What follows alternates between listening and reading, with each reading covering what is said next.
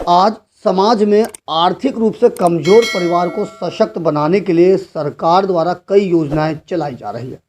इसके अलावा कई सामाजिक संस्थाओं द्वारा भी ऐसे परिवारों के लिए अपने हाथ आगे बढ़ाया जा रहा है ताकि समाज का हर तबका सशक्त बने। विशेष तौर पर आर्थिक रूप से कमजोर लोगों को शिक्षित बनाने के लिए कई प्रयास किया जा रहा है।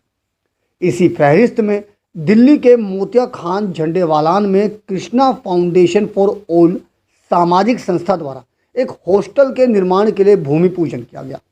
इसका नाम चौधरी रूपचंद यादव KFA हॉस्टल दिया गया है।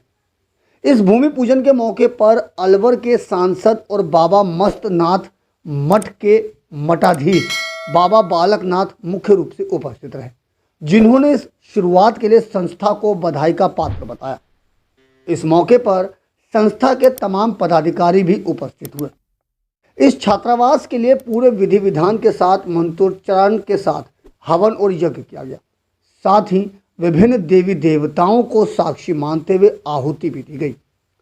संस्था के पदाधिकारियों ने बताया कि जल्द से जल्द इस हॉस्टल को तैयार करने का लक्ष्य रखा गया है ताकि यह हॉस्टल जरूरतमंदों के लिए काम आ सके।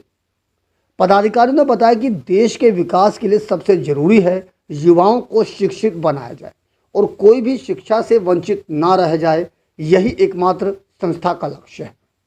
उन्होंने बताया कि इस छात्रावास के माध्यम से सिविल सेवा की तैयारी कर रहे आर्थिक रूप से कमजोर परिवारों को मदद प्रदान की जाएगी। छात्रावास चौधरी रूपचंद यादव KFA हॉस्टल के नाम से हम बना रहे हैं, जिसमें मेन मुख्य दानदाता चंद्रशेखर यादव जी हैं, जो रूपचंद जी के बेटे हैं। उन्होंने ये प्लॉट दिया है और कुछ बिल्डिंग बनाने के लिए वो आगे आए हैं और बाकी हम समाज के कंट्रीब्यूशन से इसको हॉस्टल बनाएंगे।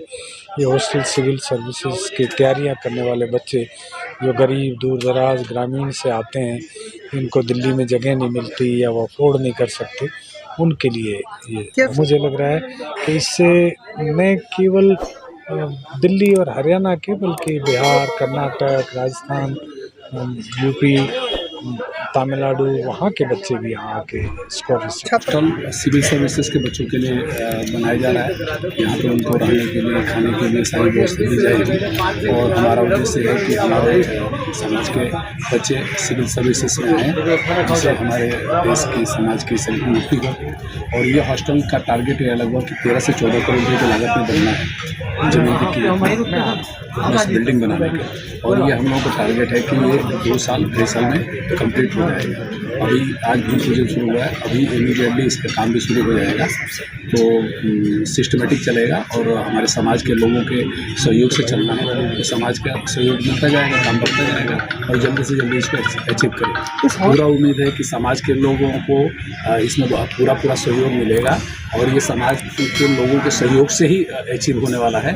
तो इसमें कोई शक वाली बात ही नहीं है। तो निश्चित रूप से सफलता मिलेगी और जल्दी से जल्दी तैयार हो जाएगी। आज में बहुत सारे भवन बनते थे, ज़्यादातर वो धर्मशालाएं या समाज के काम के लिए होती थी। और मेरा मानना ये है कि किसी भी समाज का जो उद्धार है वो होता है एजुकेशन से, शिक्षित बच्चों से।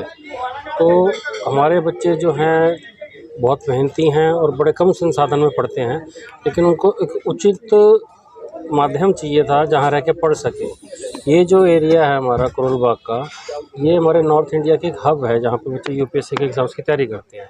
मेरा बहुत सालों से ये था, जैसे हमारे पिताजी दिवंगत पिताजी के पास लोग आते थे कुछ सहयोग के लिए भवन निर्माण में, तो मेरा उनसे एक ही आग्रह होता था कि भाई आप इसको एजुकेशन में कन्वर्ट कीजिए, जो भी बिल्डिंग बनाते हैं, जो भी भवन बनाते हैं। तो एक बार डॉक्टर JS से हमारी मुलाकात हुई, उन्होंने कुछ शेयर किया तो ये चीज़ मन में आई, तो उपयुक्त स्थान मिल गया। ये लोग काफ़ी दिनों से स्थान भी ढूंढ रहे थे। शायद ईश्वर की कृपा थी कि मैंने 12 साल पहले जगह ली थी, कोई इस्तेमाल हुआ नहीं, ये शायद इसी काम में आनी थी। तो फिर हमने सोचा कि भाई यहीं पे छात्रावास करने के, तो जो हमसे आंशिक योगदान हो सका वो किया। इस भूमि पे अब यहाँ पे जो हमारे बच्चे UPSC की सिविल सर्विसेज की तैयारी करते हैं उनके लिए हम भवन बनाए।